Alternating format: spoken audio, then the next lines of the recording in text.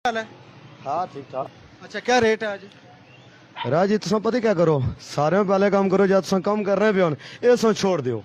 तुम मुर्गे की गड्डी गिनो, अपना तुम माल होनो जिस तरीके ना तुम आखसो असा उस तरीके ना बेचा। तू मैं ना दस के मैं मुर्गा बेचा, तू बेचना पे, तू अपना काम कर, मैं अपना करना पे, तू अपना दस। असें जरा रेट लिस्ट अप्रूव ना तू सिर्फ वो गल कर, मैं ये काम मैं करना पे, मैं अपने काम ना पता है, तू अपना काम कर, जड़ा काम करना है। तू ये गल किस तरह करना? डिस्टर्ब कर रहे हो।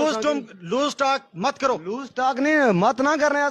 सिर्फ मैं पूछा कि डिस्टर्ब नहीं, लुट मचाई है, पैंजे चोर मजार बिजारी बचाई है थे, लोगों की पैंजे लुटने पे हो। सब तुम खुद तको, तुम लगी जाने रेल लिस्ट, तुम अखा को 500 रुपया लोग ही देने रहे हो। अखा को नहीं, तुम तकने पे क्या रेल लिस्ट लगे तुम्हारे को पूछना पे आन में मां को पूछना, तुम अखा को तुम तको ना, तुम मां गोश खड़ा मैंने अब रखी है ना, गल्ला करने लगे लोग वक्त दिमाग में क्यों करो।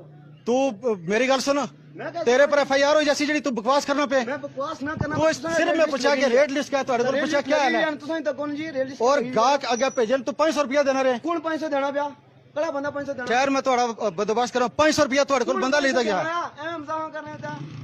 तू इतना यही आया कि सिर्फ पूछने पे ये बंदे गोश्त खाना आए ना। तरीका पहले सीख, तहजीब को नहीं है तेरे को, बदतमीज इंसान। और मैं लेटेस्ट थोड़े को पूछना पे मैं तो वही मुर्गे नहीं गड्डी रख।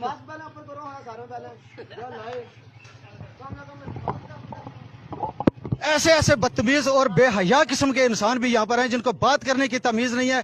कैसे बात की जाती है सिर्फ रेट